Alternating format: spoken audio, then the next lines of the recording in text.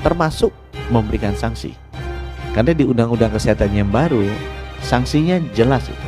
Bagai pimpinan rumah sakit yang tidak melayani pasien di masa kegawat daruratan, kan itu harus dilayani. Dan BPJS itu pasti akan membayar. Jadi tidak ada alasan bahwa itu tidak terlayani. Ketika tanggal 16 pasien itu datang dengan kondisi sakit seperti itu. Nah, kemudian ingin melahirkan di rumah RSUD Yowari tersebut. Kita lakukan, kebetulan dokternya objinnya nggak ada saat itu, sedang ada di Sulawesi, ya, dalam itu mengikuti seminar. Kemudian diterima oleh bidan karena dokternya hanya satu, dua, yang satunya sekolah, yang satunya tadi ikut seminar.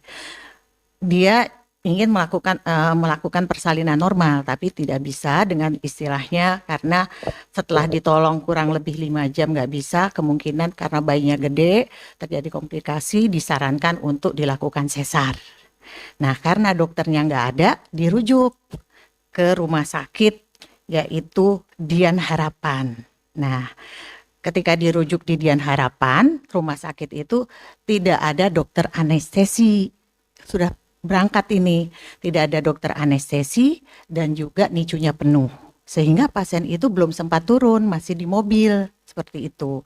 Kemudian pasien tersebut dirujuk lagi, mencari ini inisiatif untuk dirujuk ke rumah sakit AB Pura.